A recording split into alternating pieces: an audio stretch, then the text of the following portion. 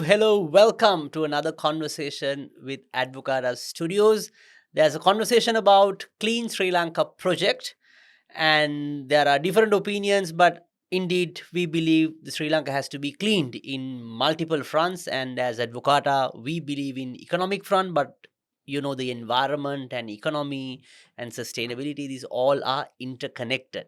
So we would like to understand the objectives of the project and how this will unpack in the coming months and years from the people who know about it. And with us today we have Sandya Salgado, who is a member of the Presidential Task Force of Clean Sri Lanka. Sandhya, thank you very much for joining our podcast. Thank you for asking me to come. Thank you. So, just wanted to understand first on Clean Sri Lanka. I think everyone is aware. President made a statement on 1st of January uh, about the project, but I think we have to understand more about the details of what is the objective, how are we going to achieve those objectives, what is the action plan, except the task force, who else is working, how we can integrate the rest of the community and citizens on this project. So first, let's start from the objectives. What are we actually trying to achieve from Clean Sri Lanka, if I may ask? So let me just backtrack a little bit. Mhm. I would like to call it more a movement than a project, Okay. because a project might have a start date and an end date, but a movement may not. Okay. Movement is more like a journey. So it is a journey. So let's sort of anchor ourselves there, because it's a transformational journey. It's a transformational movement for the whole country. The country asked for a system change, and I think this government came into power on that promise. And I think this is one of the elements of the three elements that the president had identified as the like a three-pronged strategy, which is alleviating poverty and digital economy and clean Sri Lanka. So clean Sri Lanka, as I said, is kind of a movement, and uh, the overarching objective is to bring about a paradigm shift in the way people think and act.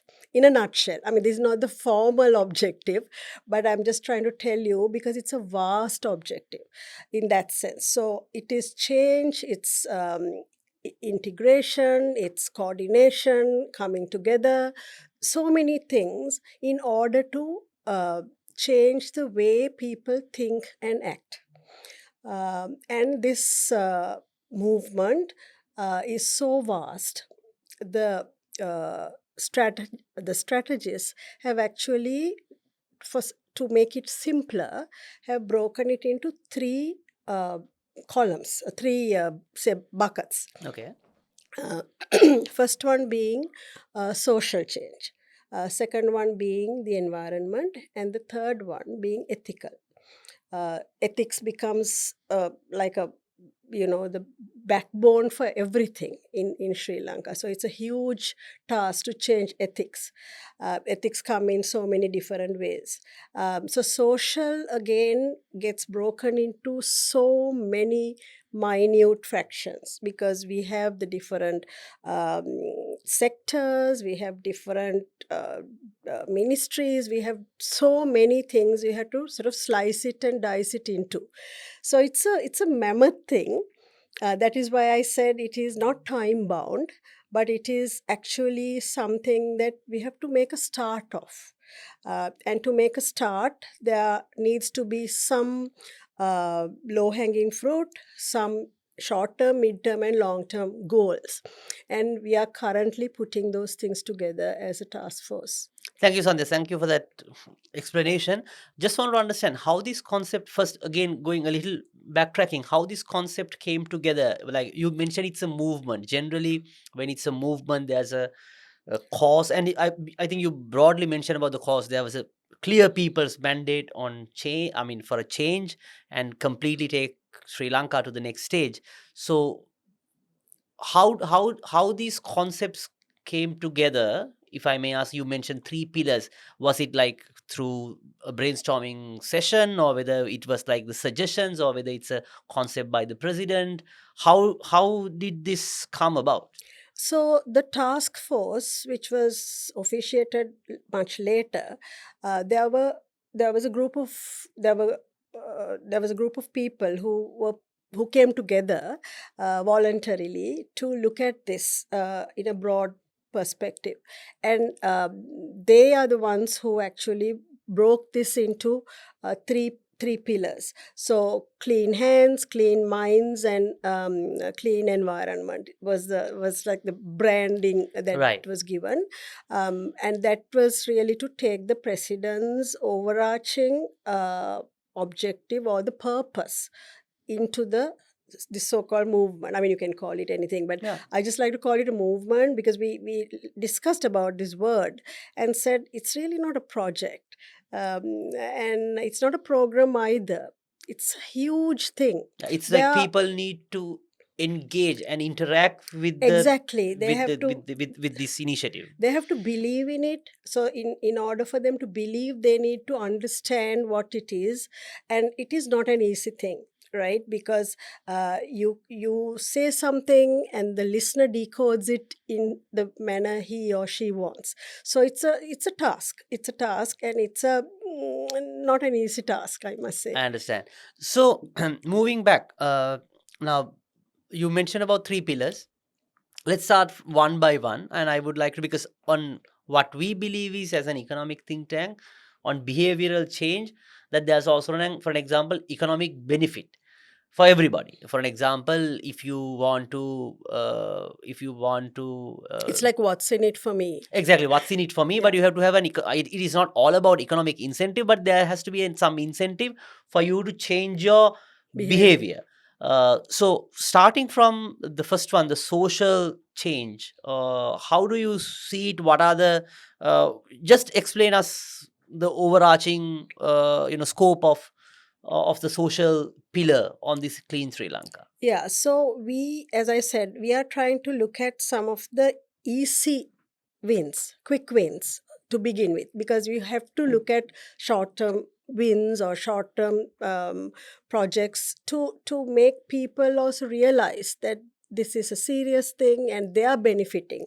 So, I mean, I don't want to start with toilets, but that is something that I truly believe in as well, because we do have a big problem with public toilet facilities in the country, and True. everybody suffers, right? Correct. Wherever you go, if it's a public toilet, it is a no-go area. So that's a low-hanging fruit and a easy win, because there are ways and means in which from which you can achieve Correct. this task very easily. So now that would give, when you said what's in it for me, then to the public that would be a benefit, because it is not a financial benefit, but sometimes it could be, because there are other issues like in schools, toilets in schools, girls schools, there are multiple issues with regards public toilets, school toilets, institutional toilets, all of that. So it's not just one track thing where okay, we'll like build 10 toilets, 100 toilets. No, we have to look at the whole country. We have to look at so many different touch points, right? Now tourist areas is like a main touch point, schools is a huge touch point, bus stands, railway stations is another big touch point, then petrol stations is a easy win because they have to have toilets in their premises. So that's a very easy win. So we are trying to get that going really fast. Then, as you know, when you go abroad, you have pit stops, right? Now, insurance company has a very effective Pit stop. pit Yes. stop concept. So that can be easily replicated. Then it's not just about building toilets. Who looks after them, who cleans them, where's the money for it? So it has to be a sustainable model. It is not just building toilets and leaving it. It'll end up with what we have now. So it is a process of really identifying so many challenges and finding solutions for each of those challenges. So that's just one example. Another example is Sandhya, can I, sorry. if I may intervene for a second? No, your toilet concept is quite valid. So I think someone has also written, since you mentioned about the toilets and how to get filling stations or petrol Yeah. stations into it. So that's the economic angle, because for a petrol station, there's an economic incentive. That's what I meant. Like there's an economic incentive, and also there's some level of regulatory Yes. guidance that they have to have a Of course. have to have a toilet. And then at the same time, it's also easy for people, because when you drive the vehicle, there's a Yes. everything comes Comes together. together. Yeah. So especially on rest of the matters, like same toilet example, but when it comes to schools and pit stops, have you thought about the economic model of it, or is there any indication how are you planning to? So we are thinking about it because Okay. each location or each Hmm. touch point will be Hmm. different. Okay, understood. So it is not a one size fits all Exactly. concept, right? Yeah. So we are in the, I won't say we've got solutions for everything, because we just started talking. Because actually, the consultation and engagement is a huge part of this movement, because we have to consult with so many different people who might know much more than what we do in different aspects of these projects or needs. So we have to reach out to them, get their input, get their expert advice, get their suggestions. So the president very clearly told us that the first month, that is from January 1st to the 31st of January, ideally we should spend creating awareness, consulting with people, engaging with people, planning with based on those engagements and consultations. So this month is going to be spent doing that largely, because we don't want to just, it is not a marathon, it is not a sprint, it's a marathon. So it has to have all the elements in place before we go out and implement something. And I also want to mention here, the presidential task force is not an implementing body. There's going to be a presidential secretariat, rather Clean Sri Lanka secretariat, where the implementation work will take place. So we will be advising, guiding, strategizing, and monitor and looking at the monitoring component, whilst the secretariat will be actually managing the implementation. Now I think I'm getting a better understanding on the project. So basically, first there it was a concept, because we all know we need a clean Sri Lanka, and then President appointed a task force. That's a strategic point. That's where Sandhya represents, and she's in the task force who's doing the thinking, and also it is a movement, and it is it's not an implementing agency. It's the task force objective, or like their mandate is mainly to strategize and think how we can clean it, and clean in the sense clean to get the Clean Sri Lanka project forward. But as an implementing agency, there will be a Clean Sri Lanka secretariat in coming months, and the first month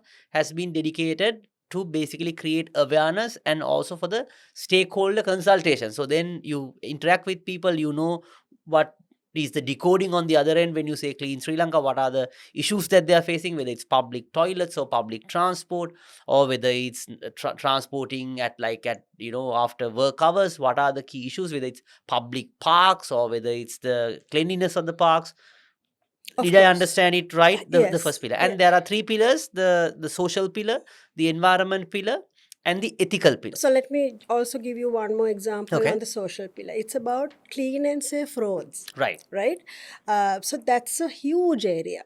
Uh, it's not just about traffic, right? It's about the pedestrians, it's about the drivers, it's about everything. So just to let you know, next week we are having a consultative engagement with about 22 stakeholder groups. So you Okay. can imagine the kind of input that the safe and clean roads would have. So it's not that easy. So if people say, what's going on? I mean, why aren't you doing this? Or why? No, we have to first come together as stakeholders who are part and parcel of that particular challenge, get their views, and draw up a sustainable plan to move forward. Otherwise, it'll be just a wave. We do not want any of the things we do to be a wave. So Sandhya, is that right? Thank you for that explanation. So is that right in from as a viewer's point of view to understand even like the perimeter of the social pillar is also still in the process of understanding where you need to scale up, because you first I mean public toilets may be one area and the road safety and that is another area. So when you meet more and more stakeholders, because when you meet the 22 stakeholders from road safety front, they will bring like Some another other some other thing, and then yes, you have to go and actually engage with them, yeah, and then so basically the scope gets expands broader further, and broader broader. and broader, and then you realize, okay, this is how you need to do. So is that the reason? Because I think it was also covered in media that the scope is wide broad. I think even the president and the key members of who are driving the project have also mentioned Very broad. it's broad. Yeah, Yeah. and it's a dynamic thing, Okay. right? So, okay, we have worked on a framework, but the framework will stand, but things will move a little bit here and there, not a little bit, a lot here and there. When we realize, no, this is a challenge, but this is a bigger challenge. So we have to be open minded about this whole thing. Otherwise, if we say no, this is all we are going to do, it's not going to work. And another thing that the president, I think, was very keen, that we do a bottom up approach Approach. rather than a top down approach. So get as much suggestions, requirements from the public. So on our website there is space for people to write in. There is a The process is very open. It is transparent, and every proposal that comes, hopefully we will be able to read. I mean, I'm sure already we have got like so many, so we have to read all of them and then figure out, okay, so this is in the social bucket, this is in the environment, so we have to classify it like that. So it's a big task. Understood. And then Sandhya, from the social sphere, if we were to move to the environmental one, which I think when you say clean, also I think the first impression you get or top of the mind recall is about okay, cleaning the environment and all. Okay, I would like, before I go there, now you mentioned the first month president has advised to create awareness and you are doing stakeholder engagement.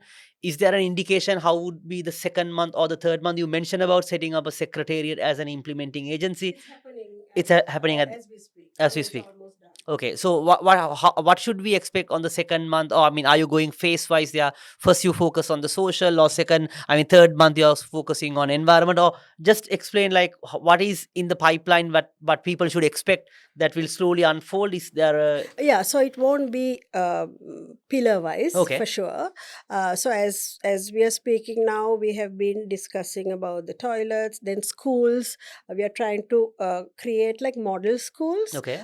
in selected areas, and the Navy is spearheading that concept very nicely. So they are dealing with the education ministry, because the three commanders are also on the task force, Army, Navy, uh, Air Air Force Force, and the police.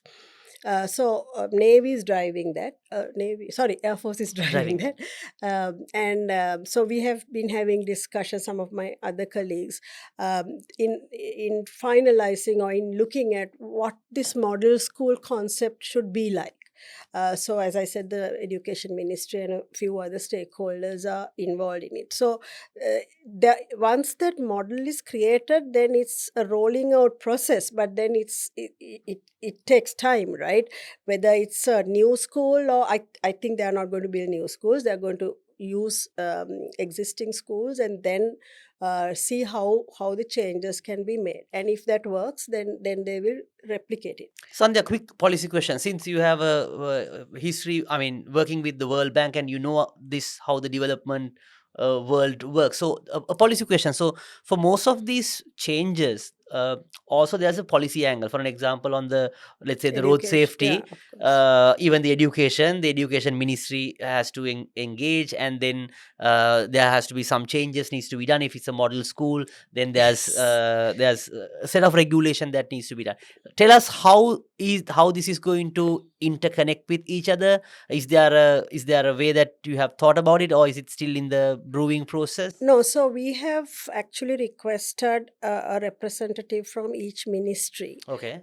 to be connected with us, Okay. so that on policy matters and on any particular sector matters or ministry matters, then he or she will advise us and let us know whether these policies are doable or not doable or whatever. So we definitely will be connected to each of the ministries as we go forward.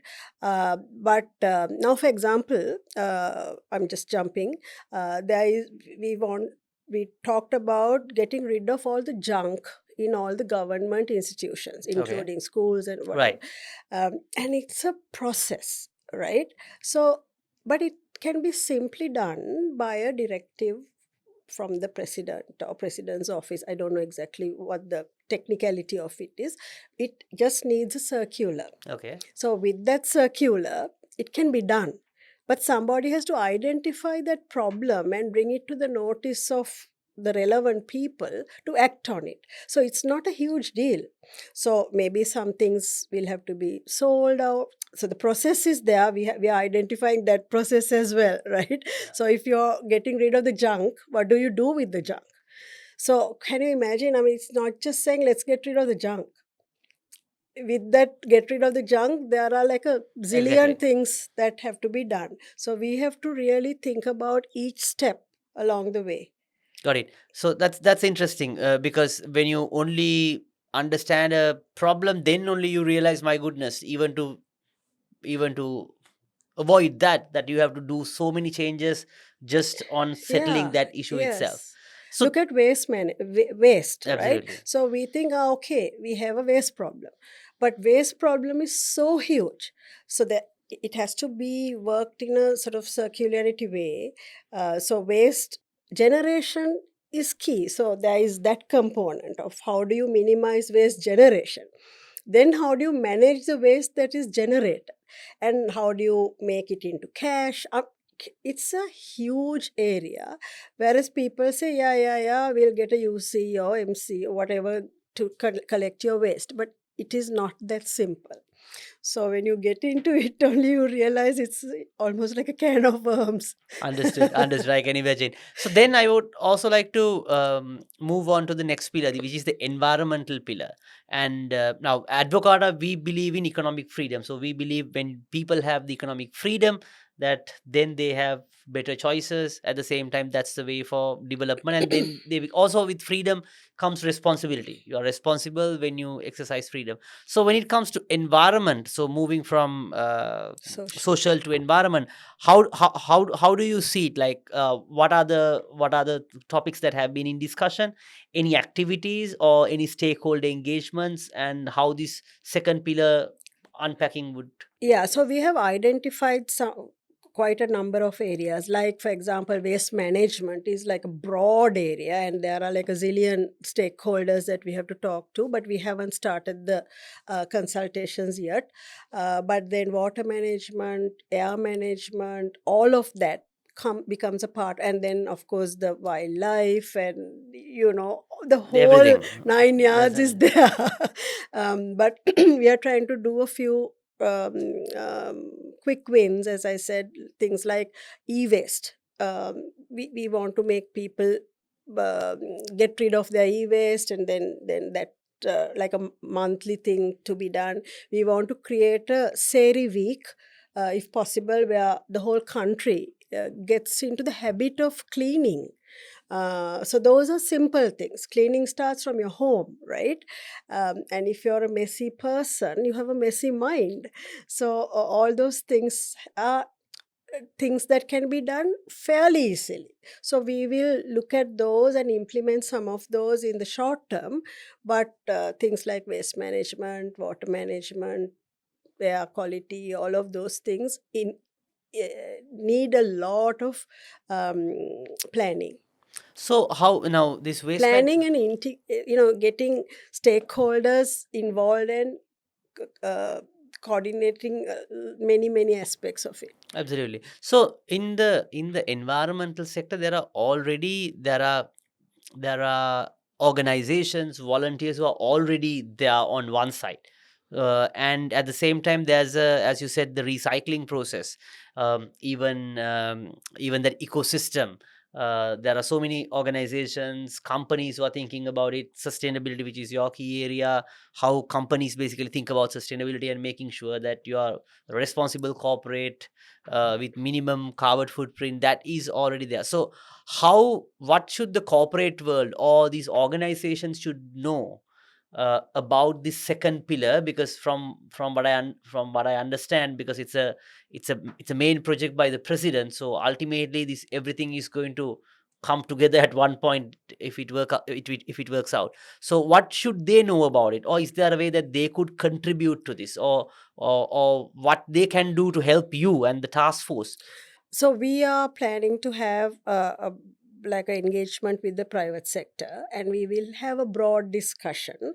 But I also want to tell you now the Clean Sri Lanka Secretariat or its members will not take on projects and sort of do projects that will overlap with what is happening currently. Currently, okay. They will just make sure that integration happens through the relevant line ministry or a department or civil society or such, right? So some people I saw asking whether there will be duplication. We are trying to minimize any duplication because that's not a practical thing to do. So if you take environment, obviously the Ministry of Environment will be the focal point. So with them we would plan most of these things. So a lot of the things that we spoke about would come under the Ministry of Environment. So that's the process. Understood. Then let's move to the ethical side. So how do you define, first of all, I mean, what's the scope, or who are the stakeholders that you are engaging, and how did actually, I would like to understand how the task force is thinking about the ethical aspect of it. Yeah. Shed some light on that. Yeah, so ethics is also a broad thing, and people look at ethics in various ways. So, we have identified 10 principles where ideally all the government servants will try to abide by, and that those 10 principles have been shared with all the government. Instead of the president's face, we would like the 10 principles hanging there in every government institution. So when you talk about fraud and corruption, we know the atayata ganudenu Yeah. business, where you have to grease somebody's palm, and if somebody is seated under a ethics board which says I will be clean, it's a little difficult for that person, because I will look at him and like, you're asking and you're sitting under this 10 principles where you're saying you won't be getting into that kind of thing. um, so we are looking at very subtly bringing that message into the government machinery. But government is not the only Place people that. at fault, right? We Yeah. are also at fault. So we Absolutely. also should know that we shouldn't be giving for them to take. So we are trying to do that, and we are also trying to do a whistleblowers program where we are going to create an app, and the public can always report anybody who's asking for a bribe or refusing to do something without a bribe, because with smartphones you can do anything now, Absolutely. right? So that's a plan. And if we get a complaint, we will make sure that that complaint is looked into and hopefully cleared. And when few of those things get highlighted through the app or through social media or through other means, people will be a bit reluctant, we believe. I mean, it will never be 100% clean, I'm sure. But if we can reduce 25%, 30%, 40%, I mean, it's an achievement, right? And personally, I was thinking, we should take certain big organizations, institutions where public engage a lot, and uh, do a complete process audit and see where the gaps are, where corruption is rampant, or where there is room for corruption, and try to put in certain systems in place. And once we know that that particular place is clean, we can give it a like a clean zone title, and uh, appreciate them and reward them. And so we have a like a little plan for that as well. And look at doing business, right? We are in such a low position on doing business index. We have to get it up, because we need to get FDIs coming. We need people to realize that doing business with in Sri Lanka is easy. So that's another area. So it falls into the ethics pillar in a different way.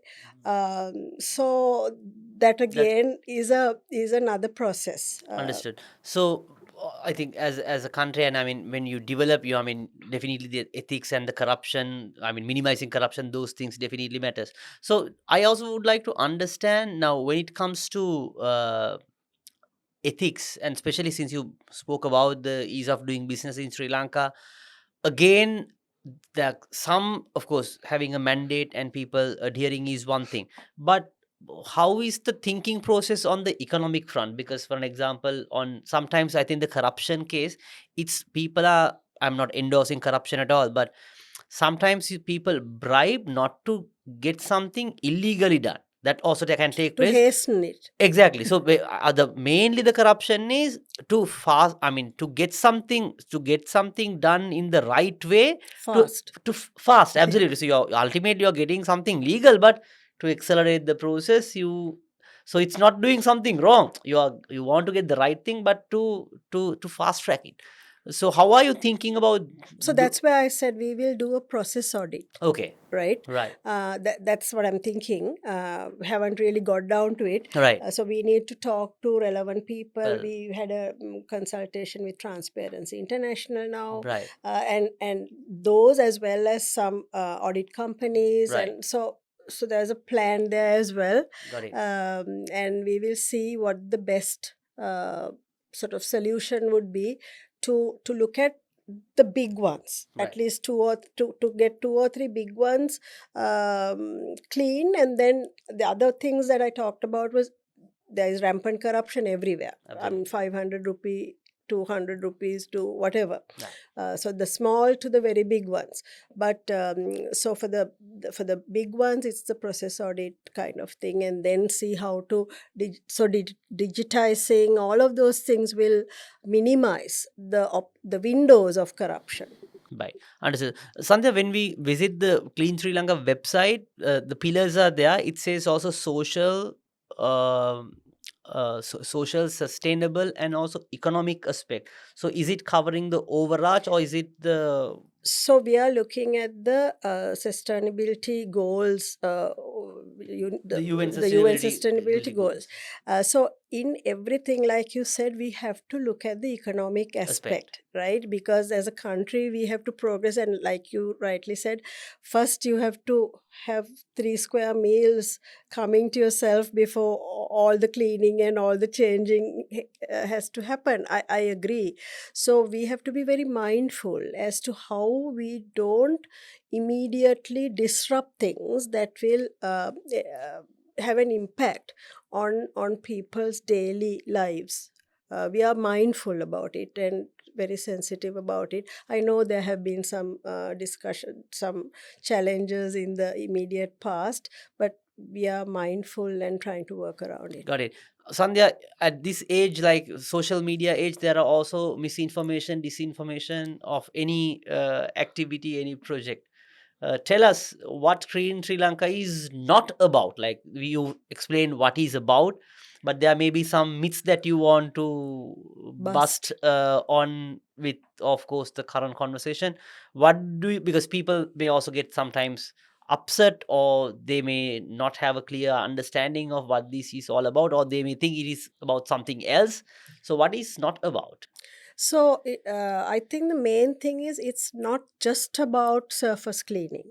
And not about doing a beach cleanup today, some other cleanup another day. So it is about sustainable uh, systems put in place. Okay. So I can't tell you what it is not Not about, but mainly it's not just surface cleaning. It is much more. It is understood. actually cleaning the mind. Okay, got it. Basically, I think from what I understood with this conversation, it's about thinking on a framework of how to get like a clean Sri Lanka concept, like framework in the sense the overall, like you make yourself efficient, productive, and I mean you can be efficient, productive when you know the when the process System is works, exactly yeah. when the system is straightforward and when it's simple. At the same time, you are concerned about you're responsible and you're concerned about your other colleagues, fellow community, so you become responsible. At the same time, you are also on the social aspect, that you also take the responsibility for the larger community. That You're trying to make a better cultural animal, I okay. think, also, Yeah, right. because we really have sort of forgotten our roots, our culture, our traditions. Those, all of those bring something, bring value to ourselves, right? So being modern is not giving those up. I think I love this statement which says, to be truly modern you should know your roots. I love that. I heard it somewhere, but I always believe in that. So I think that is something that also we need to just bring it up. So schools, young children is a huge focus area, because these things will not happen overnight. These children will grow up maybe 10, 15 years later. They will be better, clean citizens. But we have to start young, right? When you look at our oral hygiene, our other health and hygiene things, I mean, certain brands went to schools, went to even Montessori's preschools, and taught them how to brush, how to take care of their teeth, uh, in a manner that resonated with them.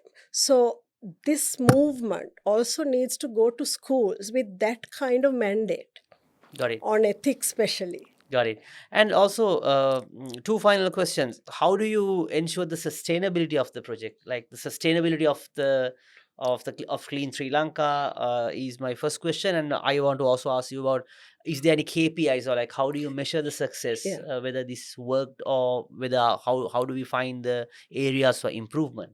Yeah, so every project that we would sort of uh,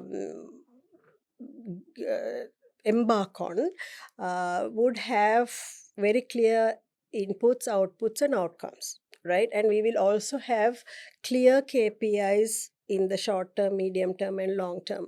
And so those would be monitored. That is one thing. And from a sustainability perspective, we will have clean partnerships, clean data, clean. So we have like four or five strategic areas that we will insist on having. Okay. So partnerships is very, very key. Clean data is so important. Without data, we can't do anything, right? We can't be just ad hoc.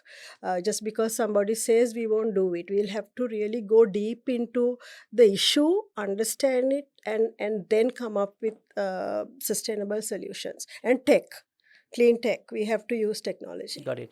Also, Sanjay, now this is not a political question. Now, all the governments generally they come up with some projects. Like we had the Maganaguma, Divinaguma, we had Enterprise Sri Lanka, we had Gamper earlier. I think the uniqueness that I see it is those were very specific. When you say Maganaguma, it is like all about Roads, right? roads, Yeah. right? And Divinaguma, it's all about entrepreneurship, and Enterprise Sri Lanka, it's all about entrepreneurship.